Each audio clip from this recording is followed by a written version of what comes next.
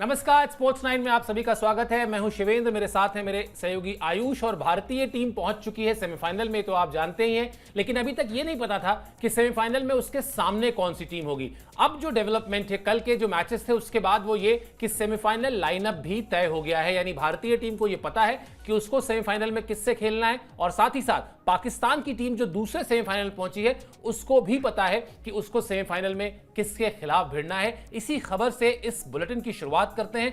26 जुलाई को खेले जाएंगे दोनों सेमीफाइनल मैच। पहले मैच में भारत की टक्कर होगी बांग्लादेश के साथ, और दूसरा सेमीफाइनल होगा पाकिस्तान बनाम श्रीलंका। यानी दिलचस्प मुकाबले अब शुरू हो जाएंगे और दोनों ही सेमीफाइनल मैच खेले जाएंगे दम्बुला में।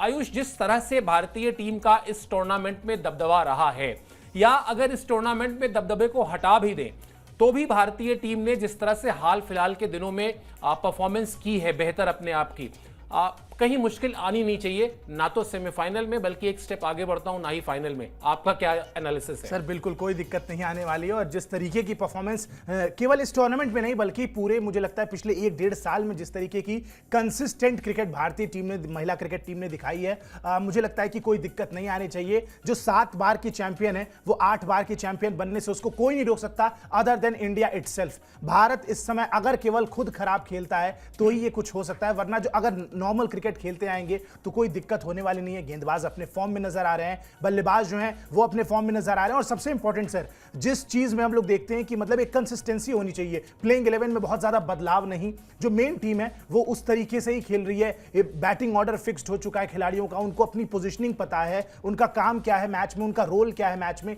जब ये क्लैरिटी मिल जाती है तो मुझे लगता है कि कोई भी प्लेयर ज्यादा बेहतर परफॉर्म कर पाता है। और वही चीज शायद हम इस समय भारतीय टीम के साथ देख रहे हैं, जो इस समय कमाल की फॉर्म में है। और इस टूर्नामेंट की अगर बात करें तो इसमें तो अभी तक बहुत शानदार फॉर्म में नजर आई है। इतनी कि भाई सोचिए, जो हमारे मेन बैट्समैन है, मतलब चाहे स्मृति मांधाना की बात कर ले, हरमनप्रीत कौर जो कप्तान है उनकी बात कर ले, बहुत ज्यादा बल्लेबाजी करने का मौका उनका आया ही नहीं है, क्योंकि बाकी खिलाड़ियों ने ही काम कहीं ना कहीं कर दिया है। और ये खिलाड़ी भी बहुत शानदार टच में नजर आ रहे हैं। तो मुझे लगता है कि सेमीफाइनल और फाइनल दोनों में सर कोई दिक्कत नहीं होनी चाहिए। यही बात कल दीपेश भी कह रहे थे कि सेमीफाइनल और फाइनल में कोई दिक्कत नहीं आनी चाहिए, और लगभग ऐसे ही रिकॉर्ड्स जो अभी आयुष बता रहे थे, यही रिकॉर्ड्स दीपेश ने भी कोट किए थे कि जिस टीम को अभी तक दिक्कत नहीं आई है उसे आगे भी दिक्कत नहीं आने वाली है। लेकिन जो सेमीफाइनल में 2 टीमें पहुंची हैं, यानी जिसमें से एक को भारत के खिलाफ खेलना है, दूसरे को पाकिस्तान के खिलाफ खेलना है, उन्होंने जो एंट्री की है ना आयुष सेमीफाइनल में, बड़ी धमाकेदार एंट्री की है। सबसे पहले आपको दिखाते हैं कि कितने बड़े मार्जिन से उन्होंने मैचेस जीते और उसके बाद सेमीफाइनल में जगह बनाई। मलेशिया को हराकर बांग्लादेश की टीम सेमीफाइनल में पहुंची है, और मलेशिया को बांग्लादेश ने 114 रन के बड़े अंतर से हराया है। श्रीलंका ने थाईलैंड को हराया और वो भी सेमीफाइनल में पहुंची, और श्रीलंका ने थाईलैंड को 10 विकेट से हराया। यानी धमाकेदार एंट्री है सेमीफाइनल में इन दोनों ही टीमों की। एक बार फिर आपको बता दें कि भारत को बांग्लादेश के खिलाफ खेलना है और पाकिस्तान को श्रीलंका के खिलाफ खेलना है। लेकिन इन दोनों ही टीमों ने, यानी बांग्लादेश और श्रीलंका ने जो एंट्री की है, बांग्लादेश और श्रीलंका की सेमीफाइनल में जो एंट्री है वो बड़ी धमाकेदार रही है। आयुष, मैं आपसे 100% 2 बातों में सहमत हूं। एक, कि अब भारतीय टीम तभी हार सकती है जब भारतीय टीम बहुत खराब खेले, वरना उसके आसपास कोई टीम ठहरती नहीं है। लेकिन जब हम T20 क्रिकेट की बात करते हैं और हम बार ये कहते हैं कि भाई ये सबसे छोटा फॉर्मेट होता है, इसमें थोड़ा सावधानी बरतना जरूरी है, आप कोशिश करें कि कोई रिस्क ना लें, कोई अननेसेसरली किसी टीम को हल्का ना आके।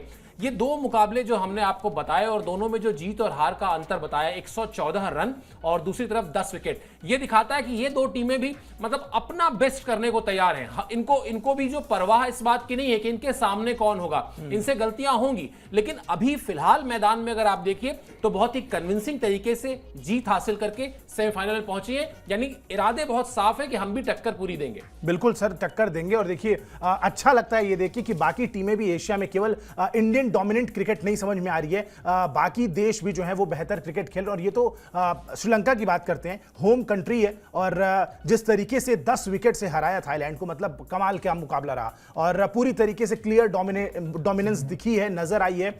अगर इस तरीके की क्रिकेट बिल्ड होती है तो महिला क्रिकेट के लिए सर ओवरऑल बहुत अच्छी बात है, क्योंकि एशिया में अगर क्रिकेट बढ़ता है तो फिर मुझे लगता है कि दुनिया के बाकी कोनों में भी क्रिकेट को और बेहतर किया जा सकता है। लेकिन एशिया जो है वो क्रिकेट का कहीं ना कहीं हब है। आज आज भी कोई माने या ना माने, लेकिन ये बात सत्य है। और मुझे लगता है कि अगर बाकी टीमें एशिया की इस तरीके की धीरे धीरे टक्कर देंगी, ऊपर आएंगी, अपने क्रिकेट के स्टैंडर्ड को और बेहतर करेंगी, फिर चाहे वो पाकिस्तान की टीम हो, श्रीलंका की टीम हो, तो ये चीजें अच्छी लगती हैं देख के। क्रिकेट की बेहतरी के लिए बहुत जरूरी है। भारतीय टीम की बात है, भारतीय टीम तो कमाल खेल ही रही है और लगातार स्टैंडर्ड बढ़ रहा है। बीसीसीआई एज अ बोर्ड जिस तरीके से महिला क्रिकेट को सपोर्ट किया है, वो सपोर्ट का रिजल्ट अब धीरे धीरे नजर भी आने लगा है। बड़े बड़े टूर्नामेंट्स में भी हमारी लड़कियां लगातार नॉकआउट स्टेजेस तक पहुंच रही हैं, फाइनल तक पहुंच रही हैं और उम्मीद यही करेंगे कि जल्दी वो बैरियर भी पार होगा। लेकिन जब एशिया की बाकी टीम्स भी इस तरीके से खेलेंगी और कंसिस्टेंटली बड़े टूर्नामेंट्स में बेहतर करती नजर आएंगी, तो शायद एशियन क्रिकेट जो है वो दोबारा से रिवाइव हो जाएगी बहुत बेहतर तरीके से। बिल्कुल, ना सिर्फ भारतीय क्रिकेट के लिए अच्छी बात है बल्कि एशियन क्रिकेट के लिए अच्छी बात है कि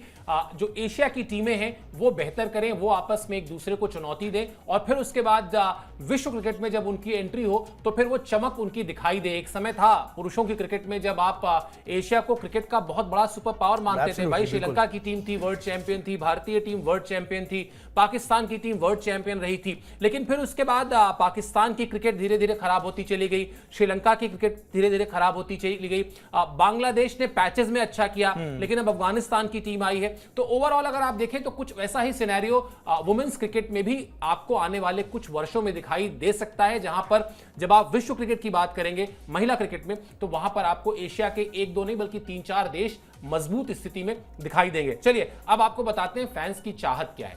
फैंस की चाहत है 28 जुलाई जब फाइनल खेला जाए तो भारतीय क्रिकेट फैंस क्या चाहते हैं, बल्कि कहना चाहिए कि दुनिया भर में जो भारतीय क्रिकेट फैंस फैले हैं वो क्या चाहते हैं। वो चाहते हैं कि भारत और पाकिस्तान फाइनल में भिड़े, यानी भारतीय टीम जो है वो अपना सेमीफाइनल मैच जीते बांग्लादेश के खिलाफ और पाकिस्तान की टीम जीत जाए श्रीलंका के खिलाफ। यहां तक भारतीय फैंस को कोई दिक्कत नहीं है पाकिस्तान के जीतने पर। और उसके बाद 28 तारीख को जब मुकाबला हो भारत और पाकिस्तान का, तब वो नतीजा हो जो नतीजा 2012 में रहा है या 2016 में रहा है, यानी वुमेन्स एशिया कप का final India versus Pakistan in 2012 and 2016 और भारत ने पाकिस्तान को हराकर वो खिताब जीता है। 24 में भी यही ख्वाहिश होगी और ठीक भी है। मतलब हम लोग तो इस तरह की चीजें करते ही हैं कि हमको अभी वर्ल्ड कप में भी था कि इंग्लैंड से बारिश हो जाए तो भी हम सेमीफाइनल में पहुंच सकते थे, लेकिन हमने कहा कि नहीं फाइनल, बल्कि हमने कहा नहीं मैच हो, हम मैच खेल के हरा के जाएंगे। तो भारतीय फैंस अगर ये चाह रहे हैं कि पाकिस्तान पहले श्रीलंका को हराए सेमीफाइनल में, फिर फाइनल में आए और हम फाइनल में उसको हराएंगे, तो ये इंडियन फैंस हैं, ऐसे ही आपको वो रिएक्ट करते हैं। उनके रिएक्शन को आप सलामी करेंगे। और बिल्कुल सर, इसमें कोई दिक्कत, मैं खुद भी इंडियन फैन हूं और मैं खुद भी इसी चीज को सपोर्ट करूंगा कि देखिए इंडिया पाकिस्तान फाइनल होना चाहिए। देखिए पाकिस्तान की टीम भी, अगर भारत के बाद इस टूर्नामेंट में कोई टीम बेहतर परफॉर्म करी है तो एक श्रीलंका है और एक पाकिस्तान है, दोनों कमाल की टीमें हैं। लेकिन इंडिया पाकिस्तान फाइनल थोड़ा सा ज्यादा रोचक होता है, एक्साइटिंग होता है सर। स्टैंडर्ड ऑफ क्रिकेट की बात करें, भारतीय टीम बहुत ऊपर है और इसमें कोई दिक्कत की बात नहीं होगी। हम चाहेंगे कि भाई पाकिस्तान बेहतर खेले और सेमीफाइनल में जीते, फाइनल तक पहुंचे और उसके बाद भारतीय टीम का सामना जो है वो पाकिस्तान से हो, ये नजर आए, क्योंकि पाकिस्तान की टीम भी ठीक ठाक प्रदर्शन दिखा रही है अभी। लेकिन श्रीलंका को हराना सर सेमीफाइनल में एक बड़ी चुनौती होने वाली है मुझे लगता है पूरी तरीके से, क्योंकि श्रीलंका की टीम होम कंडीशन में खेल रही है, उनके खिलाड़ी अच्छे फॉर्म में नजर आ रहे हैं, बल्लेबाजी स्पेशली जो है वो ज्यादा बेहतर नजर आ रही है। कहीं ना कहीं बहुत बड़ी टक्कर होने वाली है, जितनी बांग्लादेश से भारत को नहीं मिलेगी, शायद दूसरा सेमीफाइनल जो है पाकिस्तान और श्रीलंका वाला वो ज्यादा एक्साइटिंग नजर आएगा, क्योंकि वहां पर ज्यादा टक्कर की टीमें खेल रही हैं। बिल्कुल, मेरे ख्याल से होम टीम का जो आपने जिक्र किया उसका ये फायदा है कि वहां पर आपको जो घरेलू कंडीशंस हैं उसको ज्यादा आप बेहतर समझते हैं, तो वो एक फायदा होगा। थोड़ी देर के लिए और बात करते हैं आयुष भारतीय क्रिकेट की, और मैं लगातार ये बात करता हूं कि आप लोग की, जैसे हमारी जनरेशन थी, बड़े गिने चुने नाम थे महिला क्रिकेट के जो हम लोग को याद थे, फिर आप लोग की जनरेशन में भी बहुत नाम ना याद था, तो लोगों को मिताली राज का नाम याद था या फिर झूलन गोस्वामी का नाम याद था। लेकिन ये जो जनरेशन है जिसमें शेफाली हैं, जिसमें दीप्ति हैं, जिसमें जेमिमा हैं, जिसमें हरमनप्रीत कौर है, जिसमें स्मृति हैं, यानी अब आपके पास, और मैं इस तस्वीर को अगर थोड़ा और बड़ा बनाऊं, अगर इस लाइन को थोड़ा और बड़ा खींचूं, शायद 20 साल पहले, एग्जैक्ट 20 साल हो भी रहे हैं, देखिए एथेंस ओलंपिक तक कोई आपसे पूछता कि डबल ट्रैप शूटिंग क्या होती है, आप तो खैर बहुत बच्चे रहे होंगे, लेकिन उस वक्त जो लोग थे उनसे पूछता, उन्हें नहीं पता था। लेकिन राज्यवर्धन राठौर वहां पर एक सिल्वर मेडल जीत के आते हैं, अचानक इस देश में लोगों को पता चलता है कि होती क्या है डबल ट्रैप शूटिंग। 2008 ओलंपिक्स में अभिनव बिंद्रा एक स्टेप और आगे जाते हैं, वो गोल्ड मेडल जीत के लाते हैं। बॉक्सिंग में मेडल आता है, बैडमिंटन में मेडल आते हैं, रेसलिंग में मेडल आते हैं, अचानक आपको दिखता क्या है कि शहरों में, छोटे छोटे शहरों में, छोटे छोटे मोहल्लों में आपको बैडमिंटन की एकेडमी दिखती है, आपको शूटिंग की एकेडमी दिखने लगती है, आपको बॉक्सिंग खेलते बच्चे दिखने लगते हैं, हमारे आपके जानने वाले घरों के बच्चे जाने लगते हैं खेलने के लिए कि भाई हमारा बच्चा बैडमिंटन खेलता है, हमारा बच्चा क्रिकेट खेलता है। अगर अब इस फॉर्मूले को क्रिकेट पर लेकर आए तो ये स्मृति मांधना या ये हरमनप्रीत कौर या ये जेमिमा रोड्रिगेज या ये दीप्ति शर्मा या शेफाली, इस तरह के जो नाम हैं, अब जब घर में किसी की एक छोटी बच्ची होगी ना 3-4 साल की, और अगर उसके हाथ में बल्ला थामा तो उसके मां बाप उसको रोकेंगे नहीं, क्योंकि उनको पता है कि अब आपके पास स्टार्स हैं। वुमेन्स क्रिकेट में भी इतने स्टार्स आपके पास हैं जो आपको ये सपना दिखाते हैं कि खेलो, देश के लिए खेलो, देश का नाम करो और खूब सारी वाहवाही लूटो। बिल्कुल सर, ये इसमें कोई दो राय नहीं है, क्योंकि जिस जमाने में आप कह रहे 20 साल पहले की बात है, ज्यादा बात नहीं है, 20 साल पुरानी अगर हम पीछे जाएं तो वहां पे वुमेन्स क्रिकेट किस हालत में था, किस लेवल पे था, ये साफ नजर आ रहा था। और अब आज की डेट में, और ये सब बिल्कुल सर स्टेप बाय स्टेप ही होता है। शायद फुटबॉल की अगर हम बात करें,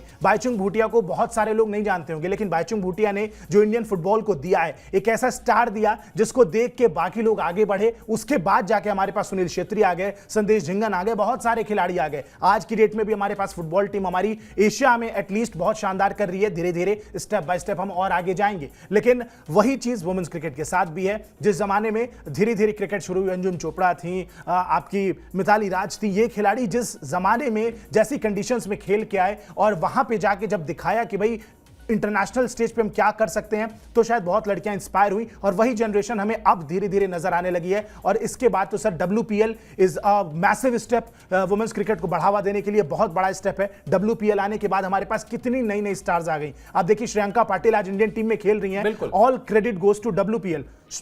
श्रेयांका पाटिल जिस तरीके की खिलाड़ी हैं, शायद किसी कोने में पड़ी होती है, उनके माँ बाप शायद उनको गेंदबाज बनाना भी नहीं चाहते, लेकिन उसके बावजूद WPL आया, मौका मिला, अच्छा परफॉर्म किया, भारतीय टीम के लिए चीज़ें मिली। Harleen Deol is a prime example. बहुत सारे खिलाड़ी हैं सर। और अब WPL का जो 2 सीजन ही हुए हैं, लेकिन जितना उसने इंडियन क्रिकेट को बूस्ट दिया है, मुझे लगता है कि आने वाले समय में भारतीय टीम और मजबूत होगी WPL की वजह से। और ये नाम बिल्कुल 20 साल पहले से और अब अगर हम कंपेयर करें तो अब धीरे धीरे हमें रिजल्ट बहुत अच्छे लेवल पे मिलने लगे हैं और चीजें बहुत ज्यादा बदल गई हैं सर। बिल्कुल आयुष, और इसमें बहुत बड़ा रोल है BCCI का। BCCI ने जिस तरह से सपोर्ट किया है, जिस तरह से ICC ने कहा कि इक्वालिटी लाएंगे, पुरुष क्रिकेट और महिला क्रिकेट को एक समान निगाह से देखा जाना चाहिए, उसमें जो अच्छे स्टेप्स उठाए जाने चाहिए थे, जो बड़े फैसले लिए जाना चाहिए थे, उसमें BCCI ने कोई देर नहीं की और फटाफट मैच फीस बराबर कर दी। इससे खिलाड़ियों का हौसला बढ़ता है। उनको जब दिखता है ना कि हमारा फ्यूचर सिक्योर है,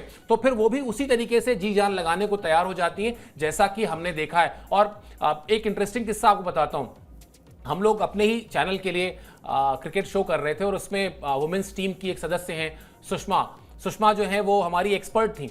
और मजेदार बात तब हुई जब सुषमा अचानक एक शो कर रही थी और शो करके आई और हम और सुषमा अगल बगल बैठे हुए थे। अचानक ना उनके चेहरे का जो रिएक्शन था, वो मतलब एक्साइटमेंट की पीक जो होती है, मैंने कहा इनको हुआ क्या। हम लोग बड़े सामान्य से बात कर रहे थे, धर्मशाला की बात हो रही थी क्योंकि धर्मशाला में पोस्टेड है वो।